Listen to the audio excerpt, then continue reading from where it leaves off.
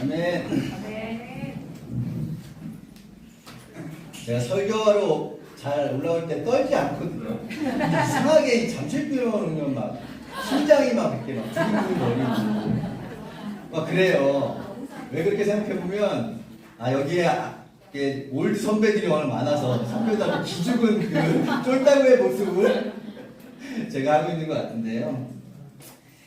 항상 잠실교회 올 때마다 참 한 사람 한 사람 한 분을 뵐 때마다 그분들의 삶에 믿음의 영웅들의 모습을 제가 봐요. 그래서 오늘도 이지연 자매가 성찬 나눴는데 성찬을 딱 듣다 보면 설교 원고가 다 사라집니다. 사라져요. 왜냐하면 그분의 삶에서 나누는 그 나눔이 여러분 잘 아시겠지만 그냥 나온 게 아니잖아요. 저는 모태신앙이거든요. 어려서부터 교회 생활하다 보니까 머릿속에 참 성경에 대한 잔지식이 엄청나게 많습니다. 그런데 그걸 삶을 통해서 이뤄내 본 적이 많이 없어요. 그러다 이 교회에 와서 제가 얻은 가장 큰 수확 중에 하나는 뭐냐면 말씀을 삶에서 이뤄내신 그 모습들을 옆에서 지켜보는 것이 저한테는 가장 큰 축복인 것 같아요. 오늘 아주 최지원 자매의 삶도 마찬가지인 것 같아요.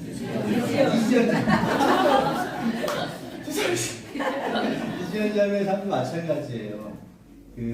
오랫동안 함께 지켜오면서 그녀 삶에 정말 아팠던 순간도 제가 기억이 나요. 또 아팠던 순간도 기억났고 또 용감하게 싸웠던 그 시간들도 기억이 납니다. 지금 못 지낸다고 하는데 세상에 하나님 앞에서 못 지내는 사람이 저런 모습이면 저는 정말 어디를 가야 될지 모르겠어도 정말 그 지연이의 삶을 보면 참 존경스럽고 마음으로 정말 이렇게 들고 할까요? 마음으로 정말 굉장히 큰 존경을 표하고 있고요. 뿐만 아니라 여기에 계신 많은 미주의 선배들의 삶을 저는 존경합니다. 그래서 성찬이 사실은 저는 우리 예배의 가장 큰 핵심인 것 같아요. 성찬이 다 끝나고 나서 그 말씀을 나누는 거는 사실 에피타이저입니다. 여러분 디저트입니다. 그냥 여러분에게 좀 더 말씀에 대한 지식을 전하고 말씀을 나누는 시간이라 생각하고요. 그래서 오늘도 제가 생각하는 그 말씀에 대한 부분들을 여러분 나눌 텐데 부담 없이 편하게 들으시고요. 그 다음에 여러분 생각이 저와 다른 게 있으시면 언제든지 말씀해 주세요. 그럼 저도 발전하고 또 말씀의 범위도 넓어지고 또 제가 생각하는 하나님과 여러분 생각하는 하나님 만난다면 더 큰 하나님을 만날 수 있지 않을까요? 그래서 오늘 나누는 말씀도 여러분 부담 없이 여러분 나눔을 들어주시면 좋겠고요. 네. 요즘 우리 교회가 새롭게 변화하려고 하고 있습니다. 그렇죠? 새롭게 변화하려고 하는데 과거의 우리의 삶이 완전히 잘못됐기 때문에 변화하려고 하는 건가요? 완전히 우리 교회가 정말 개차반이었기 때문에 변화하려고 하는 겁니까? 저는 그렇게 생각하지 않거든요. 저는 우리 교회 참 좋은 교회예요. 특히 여러분들의 마음이 너무 좋은 교회입니다. 성도들의 마음 하나하나가 정말 아름다운 교회거든요. 근데 이 아름다운 교회가 생각보다 이렇게 성공하지 못했잖아요. 솔직하게. 근데 왜 그러냐면 거기에는 뭔가 부족함이 있었겠죠. 그렇다면 새로운 변화의 시간에는 이 부족한 것들을 찾아내서 바꾸고 잘했던 것은 더 잘할 수 있게 용기를 북돋아주고 또 없었던 것들은 새롭게 배워오는 그런 시간들이 이런 변화의 시간이 아닐까 생각을 해봅니다. 제가 약간 부동산 쪽 일을 하고 있기 때문에 이런 걸 부동산에 이런 게 있잖아요. 리모델링과 재건축이라는 게 있거든요. 여러분 아시겠지만. 근데 우리 교회는 아마 리모델링에 가까운 것 같아요. 왜냐면 건물의 기초이신 주님은 절대 바꿀 수 없잖아요. 단지 그 교회를 어떻게 꾸며왔는지 그 중에 좀 잘못된 부분들을 우리가 발견하고 그것을 용감하게 부수어 나가는 그리고 거기에 새로운 것들을 채워나가는 그런 시간들을 우리 교회가 지금 보내고 있는 것 같습니다. 그렇지 않나요? 그러다 보니까 참 우리 분별이 필요한 것 같아요. 뭐가 필요한 것이고 뭐가 필요 없는 것에 대한 분별함. 이 분별이 되게 필요한데 제가 지난주에 저희 집이 이사를 했습니다. 10년 만에 이사를 했습니다. 이사를 했는데 여러분 이사를 하면 많은 걸 배우게 되는 것 같아요. 여러분 집에 가보면 엄청나게 많은 거 쌓여 있으시죠? 이걸 버려야 되나 말아야 되나 고민 많이 하시죠? 이게 꼭 나에게 필요한 것인지 안 필요한 것인지는 이사 한번 해보면 알겠더라고요. 어떤 물건은 차에 실리지도 못했어요. 그냥 다 버리고 나오고, 어떤 물건은 차에 싣고 오긴 왔어요. 그런데 일주일 사이에 다 없어지는 거 다 없어져요. 지금 우리 집에 남아있는 게 그나마 나의 삶에 좀 필요한 것들인 것 같아요. 마찬가지로 우리의 이 변화의, 이 새로움의 시간에는 이런 분별이 좀 필요한 것 같습니다. 무엇이 나에게 꼭 필요한 것인지는 성령님께서 여러분들에게 알려주실 것 같아요. 자꾸 나를 따라다니는 게 있습니다. 이사를 저도 이사 10번 했는데, 막 오랫동안, 9번인가? 했는데, 따라오는 것이 항상 있어요. 뭐죠? 성경책을 하면 따라오더라고요. 나의 소중한 것은 항상 따라옵니다. 하지만 소중하지 않은 것은 지금 내 눈앞에 귀하게 보이지만 다 버리고 오게 됩니다. 지난 2년이라는 시간 동안에 우리 교회도 마찬가지인 것 같아요. 정말 소중한 것은 지금 이 예배당 안에 다 담겨져 있는 것 같습니다. 여러분들 가져오셨잖아요. 사랑도 가져오셨고, 우정도 가져오셨고, 믿음도 가져오셨고. 그렇지만 버리고 온 것들이 있어요. 제가 차마 내 입으로 말할 수 없는 많은 것들이 있습니다.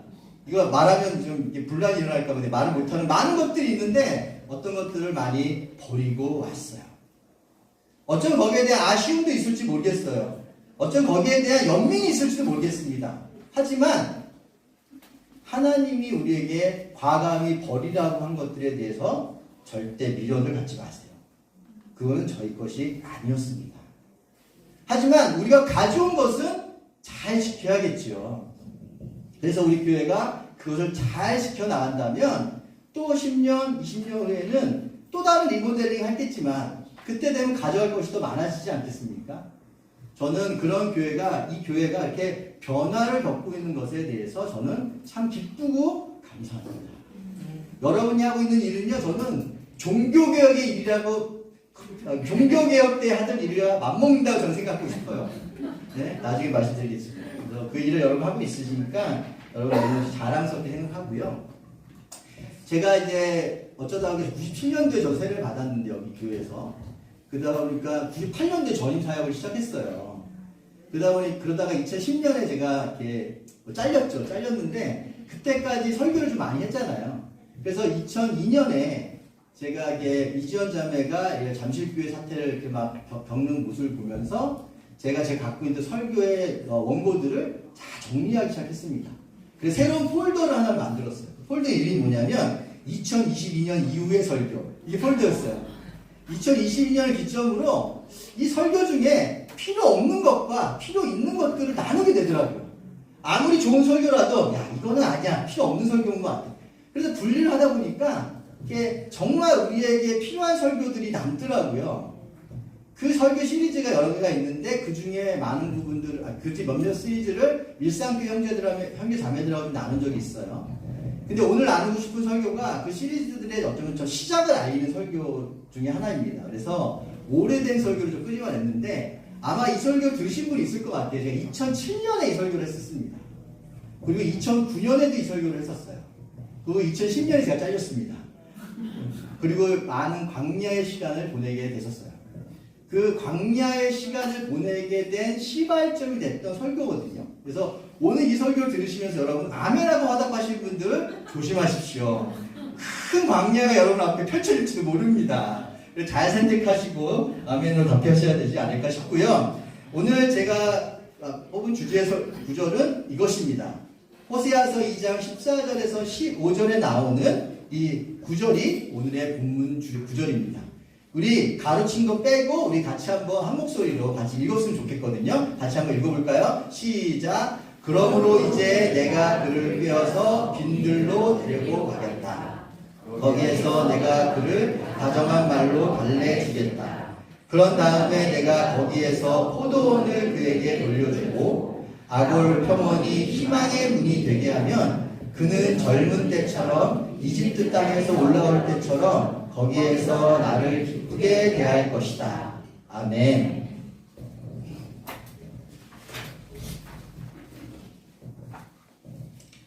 여러분 잘 아시겠지만 호세아는 북이스라엘의 선지자였어요. 호세아가 활동하던 시절은 북이스라엘이 가장 잘 나갈 때였습니다. 돈이 가장 많았고요. 가장 강대국이었을 때였어요. 그런데 그때 그들에게 부족한 것이 뭐였냐면 그런 강함 뒤에 숨겨져 있는 악함과 영적인 부도덕함이 행만했던 그런 시절이었습니다. 그때 호세아에게 하나님께 메시지가 주어졌어요. 호세아 되게 불쌍한 선지자입니다. 왜냐하면 하나님께서 시키신 일들이 별로 좋은 일이 아니었잖아요. 그냥 그 음탕한 여인을 데려다가 결혼하라고 시키고 그 결혼해서 두 아들을 낳게 하는데 그 두 딸의 이름이 로루하마와 로암미라는 이름인데 로루하마는 불쌍히 여기지 않을 거야 라는 뜻이고 로암미는 넌 내 백성이 아니야 라는 그런 메시지가 이스라엘 백성들에게 주고 싶은 메시지의 이름을 그 자녀들에게 심어야 됐어요. 근데 또 그 여인이 또 이 호세아를 버리고 도망가서 다시 옛날 정부에게 돌아갔습니다. 그때 하나님 또 얘기하십니다. 가서 용서하고 데려오라. 호세아도 데려와라. 하나님께서 이스라엘 백성들에게 하고 싶어 했던 그 메시지들을 호세아는 자기의 삶을 통해서 말뿐만 아니라 삶을 통해서 보여주었던 그 선지자였어요. 그 호세아가 전해주고 싶었던 이스라엘 백성을 향한 하나님의 마음이 이 구절에 담겨져 있습니다. 그 제목도 백성을 향한 하나님의 주의 사랑이라고 되어 있습니다. 여기서 빈들이라고 표현할 것들이 우리가 소위 말하는 광야, 거친들을 이야기하고 있는데요. 여러분 여기 슬라이드를 하나 보여드렸는데 여러분 유목민의 생활 다 아시죠? 그 다음에 정착민의 생활이 있습니다. 아래는 이제 이집트 왕국을 표현하고 있고 위에는 유목민의 삶을 표현하고 있는데 매일매일 먹을 걸 찾아 떠돌이 살고 있는 유목민의 생활과 안정되게 있는 도시의 정착민의 삶 중에 여러분은 어떤 삶을 더 원하십니까? 솔직하게 저 정착민의 삶을 원하시잖아요. 우리 누구나 다 그렇게 살고 싶잖아요. 안정된 곳에서 편안한 곳에서 살고 싶어 하잖아요. 그런데 성경을 가만히 보고 있으면 성경은 유목생활과 정착생활의 반복입니다. 계속 그 반복이 이어져 나가고 있습니다. 여기 노아의 홍수 이후로 하나님이 백성들을 다 물로 심판한 이후에 쫙 흩어놨더니 이제 바벨탑으로 딱 하나에 모여서 하나의 도시국가를 만들기 시작합니다. 거기서 정말 인간이 얼마나 위대한지를 이야기하면서 외치고 있을 때 하나님 그들을 또 싹 또 흩어놓습니다. 그랬더니 여러분 하란 여기 갈대아 우르라는 곳이 아시잖아요. 아브라함의 고향 땅에 거기가 이제 우리 소위 말하는 4대 문명의 발상지 중에 하나거든요. 큰 도시 문명이 있었던 그 지역에 아브라함이 살고 있었거든요. 그때 또 아브라함을 또 편하게 살고 있는 아브라함을 또 불러내잖아요. 야 일로 와 일로 와. 그래서 원래 아브라함의 아빠한테 부름을 받고서 왔는데 아빠는 하란에 멈춰버리고 아브라함이 다시 가나안 땅을 넘어오잖아요. 근데 이 가나안 땅 우리 젖밥꿀이 흐르는 땅이라고 알고 있잖아요. 아니지 않습니까? 이게 지형인데 가운데 녹색으로 칠해진 부분이 가나안 땅인데요. 살기 좋은 땅은 이 지중해 해안가에 있는 평야지대가 살기 제일 좋은 땅이에요. 근데 하나님이 거길 몰랐을까요?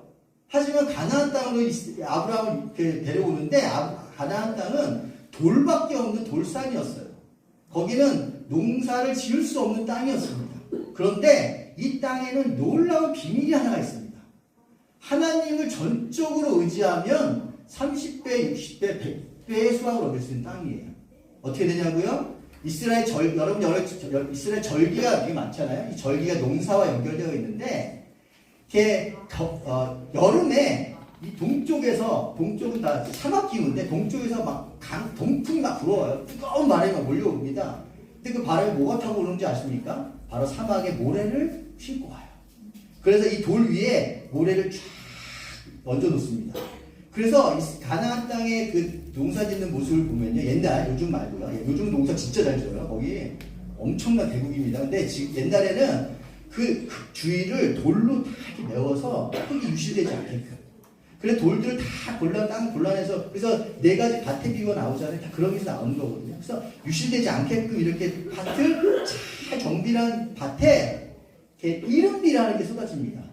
지중해 연안에서 갑자기 서풍이 불면서 하나님께서 비를 막 몰아오시는데 이때 폭우가 막 쏟아져요. 그럼 어떻게 될까요? 그 흙들이 다 유실되잖아요. 그래서 하나님이 촉촉하게 비를 뿌려줍니다. 그리고 씨를 딱 뿌려요 거기에. 그리고 이제 자랄 때쯤 되면 다시 또 선풍이 싹 불어와서 비를 쫙 뿌리는데 또 막 폭우 쏟아지면 어떻게 됐어요? 좀 망하죠. 촉촉히 뿌려주고 또 늦은 비라는 말이 나오는 성경에는 또 가을에 추수하기 직전에 그 쌀알이 엉글 수 있도록 쌀알이 아니겠죠. 미랄인가? 미랄이 엉글 수 있게끔 촉촉하게 비를 뿌려줘요. 그 네 가지 중에 하나라도 빵꾸나면요 농사는 제로가 됩니다. 철저하게 하나님을 의지해서 하나님이 베풀어 주지 않으면 결코 살아남을 수 없는 그곳이 바로 이 가나안 땅이었어요. 거기에서 아브라함의 3대 족장이 창세기의 시간을 보내게 됩니다. 그러다 여러분 이게 이제 광야의 모습이어서 비가 어떻게 오느냐에 따라서 광야의 초원의 모습이 변합니다. 녹초지에도 생기고요. 영상을 보여주고. 그렇게 하다가 이제 아시겠지만 가나안 땅에 기근이 심하니까 애굽으로 도망가잖아요.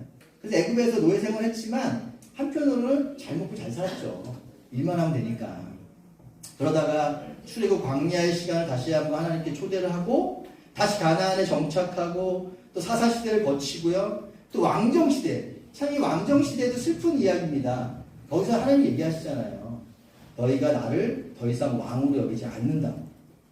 참 슬픈 이야기들이 이 안에 흘러나오고 있어요. 그러다가 또 국가, 솔로몬 성전이 만들어지고 국가가 있고 또 디아스포라, 하여튼 이런 모든 모임과 흩어짐의 이야기들이 성경은 지속적으로 반복되어 나오고 있습니다. 제가 여기에 성막과 성전에 대한 사진을 좀 하나 갖고 왔는데 이 사진을 한 이유는 저는 성경에서 성막이라고 하는 테마를 되게 좋아하고 성전은 사실 좀 안 좋아합니다. 왜냐하면 성막은 하나님께서 지으라고 했던 성물이고요. 또 성막은 무빙 템플이에요. 하나님이 어디에서든지 하나님이 계신 곳이 그곳이 하나님의 성전이라는 것을 상징합니다. 하지만 성전은 어떻게 말하면 인간의 욕심으로 세워진 곳입니다. 다윗이 짓고 싶었어요. 그래서 솔로몬이 지었지만 그 성전에는 나의 하나님, 우리 민족에만의 하나님이기를 원하는 그들의 영혼이 담겨 있어요. 그래서 성전이 지금 남아있나요? 남아있지 않아요. 하나님 그걸 원하지 않으셨어요. 그렇다고 성막은 남아있나요? 성막은 남아있지 않아요. 왜냐하면 이미 예수님이 그 성전의 휘장을 그으심으로 인해서 온 인류의 하나님으로 보편적 하나님으로 돌아오셨기 때문에 이 모든 게 다 필요가 없어졌습니다. 그래서 교회가 시작을 했는데 교회가 시작하고 나서도 예루살렘 교회 잘 지냈거든요. 근데 하나님 핍박을 주셔서 흩어지게 하십니다. 흩어지고. 그러다가 또 핍박 가운데 고생하던 이스라엘 민족들, 우리 기독교인들이 또 로마 국교회의 시간을 보내요. 아주 허니문 시간을 보내잖아요. 잘 지냈죠. 그때 어떤 일이 벌어지는지 교회가 엄청나게 타락을 하게 되죠. 그래서 우리가 너무 잘 아는 종교개혁까지 이 흐름이 오고 있어요.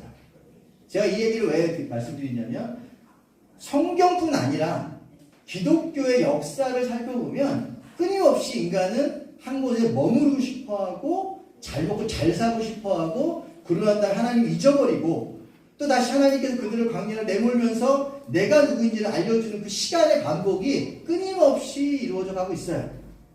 근데 이것이 잘못된 것인가요? 저는 예전에 교회 다녔던 교회가 아직도 그 동네에서 큰 교회로 남아 있습니다. 그 교회에 아쉬움이 있어요. 왜냐하면 아쉬움은 변하지 않는다는 아쉬움이 있습니다. 그럼 변하지 않는 건 좋은 게 아닐까요? 좋죠. 근데 변해야 되는데 변하지 않는 건 좋지 않잖아요. 저는 우리 교회를 보면서도 어떤 사람들은 안타까워하는 사람도 있을지 모르지만 저는 굉장히 큰 희망을 보고 있어요. 왜냐하면 우리가 잘못했다라고 생각해서 변화하는 것이 아니라 잘못된 것을 바꾸려고 하기 때문에 우리의 희망이 있는 것입니다. 여기 종교개혁의 두 가지 흐름을 제가 적어놨어요. 제가 너무 학구적이죠. 이러면 안 되는데 오래간만에 오다 보니까 좀 학구적으로 되네요. 그래서 종교개혁의 두 가지 흐름이 있는데 하나는 리포메이션이라는 단어가 있고 레스토레이션이라는 단어가 있어요. 레스토레이션 우리 익숙하잖아요. 그러니까 어느 게 주류일까요? 종교개혁에도 주류가 있고 비주류가 있거든요. 어떤 게 주류일까요? 네? 리포메이션이 주류죠. 네. 왜냐하면 리포메이션은 초대교회 때부터 종교교회까지 그때 역사가 하나님께서 축복해준 역사고 그래서 잘못된 것만 골라내면 돼라고 생각해서 기존 질서를 유지하려고 하는 그런 생각을 가진 사람들은 리포메이션이라고 합니다. 그 대다수의 칼빈주의자들이나 장로교 이런 감리교 이런 쪽은 사람들은 리포메이션의 계열을 따르고 있어요. 그럼 우리는 어디죠? 우리는 레스토레이션이에요. 여러분 태생적으로 여러분들은 반인골이에요. 반인골. 태생적으로 여러분들은 우리는 레스토레이션 후예들인데 리스토레이션은 말 그대로 초대교회 때가 정말 가장 아름다운 교회였고 우리는 항상 그 원론 첫사랑으로 돌아가야 된다. 라는 것을 이야기하는 사람들이고 거기에 가장 우리의 유명한 사람들이 바로 제세례파들입니다. 여러분 아시겠지만 이 제세례파 사람들이 많이 죽었어요. 왜 죽었냐면 그 리포메이션을 했던 사람들에 의해서 많이 수장돼서 죽었습니다. 근데 참 놀라운 것은 지금도 이들의 후예, 우리도 마찬가지지만 이들의 후예는 아직도 명맥을 이어가면서 하나님의 복음을 전하고 있어요. 어떤 게 맞는지 틀린지는 나중에는 뭐 하나님께 가봐야 알겠지만 어쨌거나 우리 레스토레이션 후예들이고 우리는 첫사랑으로 돌아가야 합니다. 그래서 근데 하나님께서 그들을 광야로 모실 때 참 이 호세아의 표현이 참 재밌어요. 여기 보면 하나님께 어떻게 하죠? 꿰어낸다고 하잖아요. 하나님 왜 꿰어낼까요? 사람들이 안 나오고 싶어 하니까 광야를 싫어하니까 하나님이 달래기도 하고 위로하기도 하고 밑에는요 공약도 하십니다. 공약도 하시면서 야 너희가 광야로 나오면 내가 이렇게 해줄 거야 라고 하나님께서 이야기를 하고 계세요. 근데 안 나와요. 그러니까 교회가 개혁이 없는 거거든요. 근데 우리는 이런 하나님의 말씀에 반응을 했음에 감사하게 생각해요. 그래서 저는 여러분 모두를 영웅이라고 말씀드리고 싶습니다. 그렇다면 왜 하나님은 도대체 이곳으로 자꾸 우리를 부르시는지 그 이유는 바로 출애굽, 그러니까 여기에 호세아에 보면 사라졌어요. 이거 어떻게 좀 여기 어디였나? 버튼을 눌렀는데 여기를 죄송해요. 빼고는 안 되나? 죄송해요. 그래서 아까 출애굽 때라고 얘기했는데 하나님은 이스라엘 백성들과 출애굽 광야에서의 그 추억, 그 기억을 항상 첫사랑으로 기억하시는 거예요. 근데 그곳을 하나님께 왜 우리를 자꾸 부르시냐면 그곳은 하나님만이 주인이신 곳이기 때문이에요. 그 어떤 것도 결코 그 앞에서 결코 어떤 것도 하나님을 대신할 수 없는 것. 단 하루라도 하나님이 없으면 살아갈 수 없는 곳. 그곳이 바로 광야의 삶이기 때문입니다. 여러분의 삶이 지금 그런 삶인가요? 광야의 삶을 살고 계십니까? 아까 지연이가 얘기해준 얘기를 들으면서 광야의 삶을 살고 있는 것 같아요. 하나님이 없이는 못 살아요, 저는 믿습니다. 정말 하나님이 없이는 살 수 없는 그곳이요. 근데 왜 이곳에서 그들은 추억을 하냐면 모세가 이렇게 얘기하거든요. 광야 시절 때 하나님 우리에게 어떻게 해주셨는지 하나님 이렇게 얘기하십니다. 주께서 광야에서 야곱을 찾으셨고 짐승의 울음소리만 들려온 황야에서 그를 만나 감싸주시고 보호하시고 당신의 눈동자처럼 지켜주셨다고요. 마치 독수리가 그 보금자리를 뒤흔들고 새끼 위에 퍼덕이며 날개를 펴서 새끼들을 받아 그 날개에 업어 나르듯이 주님께서만 홀로 그 백성을 인도하셨다. 다른 신은 옆에도 있지 않았다. 광야로 우리가 하나님께서 이들을 부르시는 이유는 내가 바로 너희들의 진정한 주인이야. 나밖에 없다. 정말 너희가 갖고 있는 것 중에 가장 소중한 게 뭐냐? 나밖에 없다는 것을 알려주기 위해서 우리를 계속해서 광야로 부르시고 계십니다. 그곳에 가면 하나님께서 이렇게 얘기하십니다. 아까 로루하마라는 얘기했잖아요. 로루하마가 루하마가 될 거라고. 내가 너희를 여태까지 불쌍히 여기지 않았지만 광야에 나아오면 내가 너희를 정말 불쌍히 여길 거야. 로암미, 넌 여태까지 내가 내 백성이 아니었지만 이제는 나의 백성이 될 거야. 그리고 그때 너희는 나를 어떻게 해요? 주님은 나의 하나님이십니다. 라고 이야기하게 될 거라고. 그곳에 가면 이런 일이 벌어진다고 합니다. 성경에서 제가 제일 좋아하고 부러워하는 성경 구절 중에 하나가 민수기 18장 20절이에요. 뭐냐면 레위 지파에게는 땅을 유산으로 분배받지 못했잖아요. 그들이 하나님만이 그들의 유산이라고 하는 이 고백이 나옵니다. 그래서 주께서 아론에게 말씀하셨다. 너는 그들의 땅에서는 아무런 유산도 없다. 그들과 더불어 함께 나눈 몫이 너에게는 없다. 이스라엘 자손 가운데서 내가 받을 목, 내가 차지할 유산은 뭐라고요? 바로 나라고요. 저는 이 고백을, 하나님의 이 고백을 제일 부러워해요. 저는 여러분 모두가 이 고백을 부러워하시길 바라요. 하나님이 여러분들에게 유일한 유산이 되고 유일한 상급이 될 수 있다면 이보다 더 큰 축복이 어디 있겠습니까? 이것을 깨닫는 분은 정말 하나님 나라의 주인이시라고 고백할 수 있는 그런 분이라 생각을 하고요. 이것을 얻기 위해서 우리는 기꺼이 광야로 나아갈 수 있어야 될 것 같아요. 우리 12시까지 끝내라고 했었는데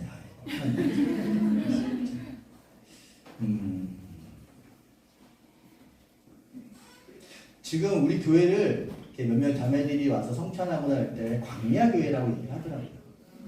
근데 그 이야기를 할 때 그 뉘앙스, 그 말에 담겨있는 의미가 약간은 염려와 걱정과 불안의 의미가 담겨있어요. 그걸 보게 되거든요. 근데 저는 오늘 이야기하고 싶어요. 그 의미는 하나님의 축복의 교회라는 의미라는 것을 말씀드리고 싶습니다.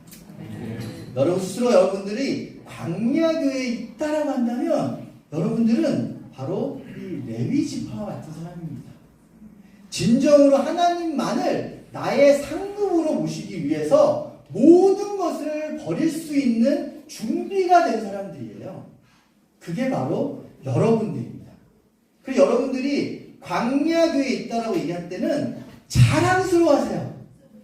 거기에 금기를 가지세요. 힘을 실으십시오. 어느 누구도 그런 교회를 가져본 적이 없었던 겁니다. 여러분들은 하나님의 축복을 받은 사람들입니다. 이 교회에 있으면 이렇게 될 거라고 합니다. 그는 젊을 때처럼 이집트 땅에서 올라올 때처럼 거기에서 나를 기쁘게 대할 거야. 그 광야교회에 속해 있던 사람들은 하나님을 만나면 기뻐하고 하나님만 생각하면 눈물 흘리고 하나님만 생각하면 감동하는 그런 삶을 살 거라고 이야기를 하고 있어요. 저는 그래서 광야교회와 함께하는 여러분들 그 모두를 너무 축복하고 하나님의 축복의 길에 들어선 여러분들을 정말 존경하고 정말 여러분들이 참 대단하다고 말씀드리고 싶습니다. 제가 무슨 한마디를 더 하려고 했는데 까먹었어요. 근데 하나님께서 우리에게 이런 광야교회를 허락하신 이유를 저는 마태복음 3장 3절에 좀 찾고 싶었습니다. 세례 요한을 얘기하기를 광야에서 외치는 자의 소리라고 얘기했습니다. 우리가 대단한 교회 엄청난 그런 사역을 하겠다 그게 아니라 정말 하나님을 모르는 이 시대에 외칠 수 있는 하나님만이 유일한 상급이고 하나님만이 우리의 유일한 주인이라는 걸 외칠 수 있는 사람들이 없는 이 시대에 그걸 외칠 수 있는 그 소리가 되게 하기 위해서 이 교회를 하나님께서 만들어 가시는 것 같아요. 여러분 모두가 그런 광야에서 외치는 소리가 돼야 될 것 같아요. 여기 제가 오늘 여러분들 오기 전에 그 광야를 지나면한 노래를 한번 들어보시라고 말씀드렸잖아요. 제가 되게 찬양 좋아하고 참 감동을 받는 찬양인데 그 찬양 중에 이런 가사가 있어요. 내 자아가 산산이 깨지고 높아지려 했던 내 꿈도 주님 앞에 다 내려놓고 오직 주님 뜻만 이루어지기를 나를 통해 주님만 드러나시기를. 이 가사 참 좋아하거든요. 왜냐면 내 안에도 그런 욕심이 있거든요. 저도 교회 안에서 변화하고 싶고 이런 거 있어요. 근데 그런 모든 것들이 어느 시간이 되니까 다 부질없더라고요. 다 부질없고요. 정말 내 안에서 나를 통해서 예수님의 모습만이 드러날 수 있으면 그것만으로 나의 삶에 큰 축복은 없는 것 같아요. 설마 나의 삶에 예수님의 모습이 드러났는데 제가 천국에 안 가겠습니까? 그렇지 않죠? 여러분 모두가 그런 삶을 이제 시작하셨습니다. 아니요. 제가 오늘 다시 광야를 부른다라는 표현을 썼는데 왜 다시라는 표현을 썼냐면 제가 이 설교를 할 때 하면서 제가 사실 좀 여러분들에게 되게 미안한 마음이 좀 드는 부분, 포인트가 하나 있습니다. 왜냐면 우리가 처음에 죄를 회개하고 정말 이 교회에 왔을 때 어쩌면 우리는 정말 광야의 삶을 시작했었어요. 그래서 우리가 20몇 년 동안 삶을 열심히 살아왔습니다. 그리고 난 다음에 또 다시 우리를 광야를 부르실 때는 그 느낌이 좀 다를 것 같아요. 처음에는 구원받은 것에 대한 감사함 때문에 정말 미친 듯이 돌아다녔잖아요. 여러분 광남역 알잖아요. 미친 듯이 돌아다니고 했었을 때는 그때는 감사함이 있었지만 이제 내 나이에 제 나이 50에 어떤 분 60에 70에 80에 이 나이에 다시 광야로 나오라고 얘기하는 그 메시지를 들었을 때 우리의 마음은 첫 마음과는 다를 것 같아요. 그래서 어쩌면 지금 우리의 마음이 조금은 무거울 수도 있어요. 조금은 염려가 될 수도 있습니다. 또라는 질문을 던질 수도 있어요. 하지만 제가 오늘 이 설교를 여러분들에게 나누면서 여러분들에게 기꺼이 거기에 함께하기를 촉구드리고 싶어요. 왜냐하면 제가 2009년에 이 설교를 했다고 했잖아요. 그리고 2010년에 제가 딱 잘리고 난 다음에 제가 진짜 세상에 돈 벌러 나가기 시작했습니다. 그리고 나간 지 벌써 지금 18몇 년이 됐는데요. 오늘 이 말씀 하나님께 나누라고 하시는 것, 저를 자기 자랑하면 안 되는데 하나님이 그 시간 동안에 저를 정말 많이 축복을 해주셨습니다. 그러니까 여러분의 광야 삶은 어쩌면 진정한 축복의 삶입니다.